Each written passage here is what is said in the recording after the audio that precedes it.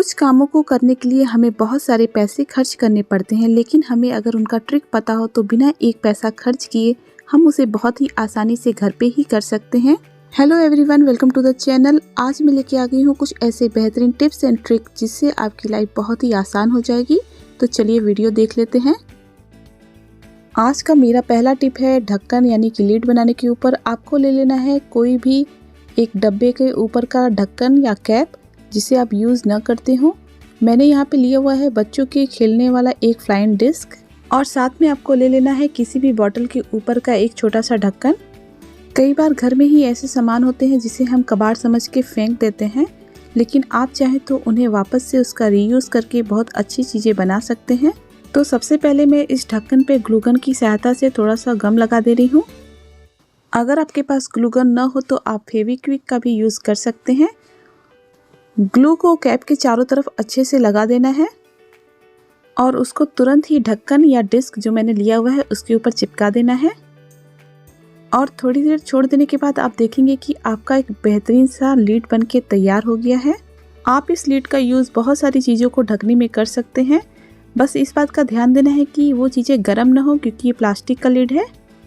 जैसे मैं इस फ्रूट्स बाउल को ढक के दिखा रही हूँ, ये देखिए कितना अच्छा लग रहा है। अगर आपने फ्रूट्स कट भी किया हुआ है तो आप इस तरीके से इस ढक्कन से उसे ढक सकते हैं। ये देखने में भी बहुत अच्छा लगता है और इससे आपके सामान भी सुरक्षित रहेंगे मक्खियों और कीड़ों से। आप इस तरीके से घर पे ही छोटे या बड़े ढक्कन आसानी से बना सकते हैं। आई होप कि ढक्कन बनाने का ये ट्रिक आप सभी को बहुत पसंद आया होगा। मेरा दूसरा टिप है चिली यानी कि हरी मिर्चों के ऊपर। जब भी हम मार्केट से हरी मिर्च लाते हैं तो आप देखते हैं उसे जब फ्रिज में रखते हैं या बाहर रखते हैं तो वो कुछ ही दिनों में ख़राब सा होने लगता है। आपकी हरी मिर्चें काफ़ी लंबे समय तक चलें, उसके लिए आपको एक बेहतरीन सा टिप बता रही हूँ। सबसे पहले आप हरी मिर्चों को अच्छे से डंठल लगे ही धुल लीजिए और उसके बाद उसे अच्छे से सुखा दीजिए। और अगर आप धुलना नहीं चाहती हैं तो आप इस प्रोसेस को ऐसे भी कर सकते हैं। आपको ले लेना है एक बॉक्स और साथ में एक टिश्यू पेपर। टिश्यू पेपर को पहले आप बॉक्स के अंदर ऐसे रख दीजिए।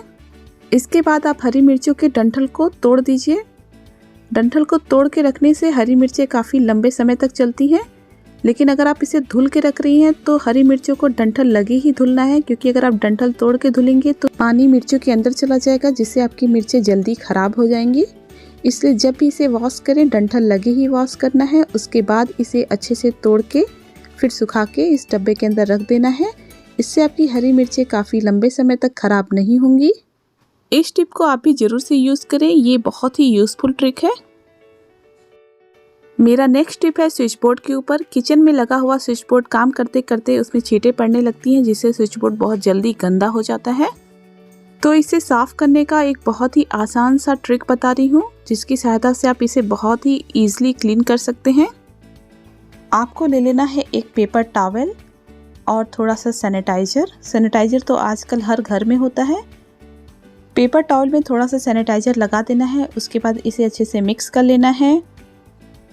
अब आप इसकी सहायता से कहीं का भी स्विच बोर्ड क्लीन करेंगे, बहुत अच्छे से क्लीन हो जाएगा, और वो भी बहुत जल्दी बिना ज़्यादा टाइम लगाए।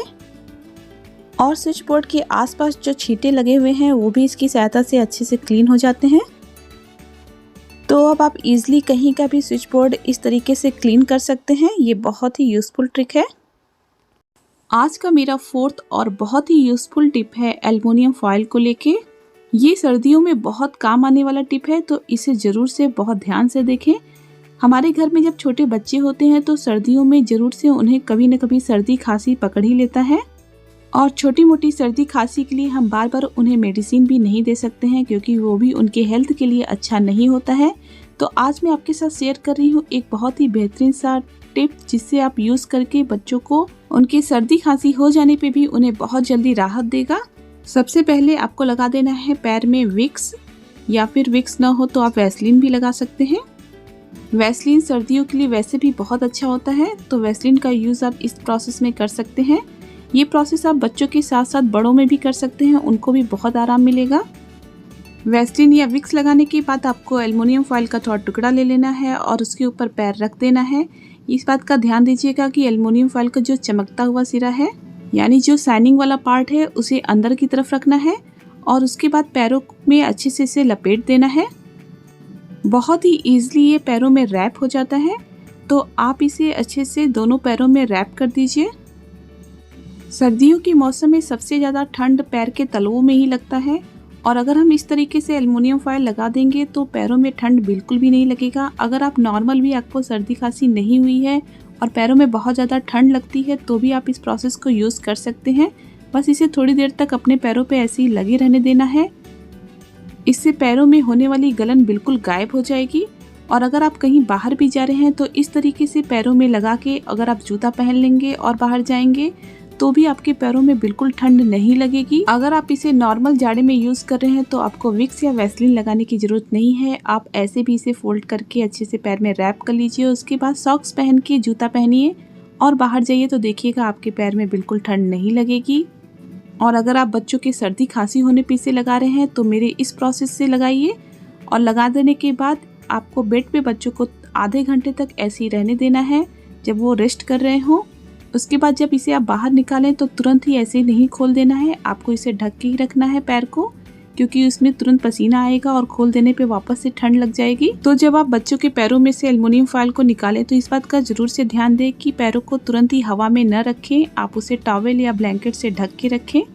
बच्चों में सर्दी जुकाम होने पे इस प्रोसेस को अगर दिन में 2 बार आधे घंटे आप यूज़ करेंगे तो आप देखेंगे कि उनकी सर्दी खांसी बहुत जल्दी ठीक हो जाएगी और कोई भी मेडिसिन लेने की ज़रूरत नहीं पड़ेगी।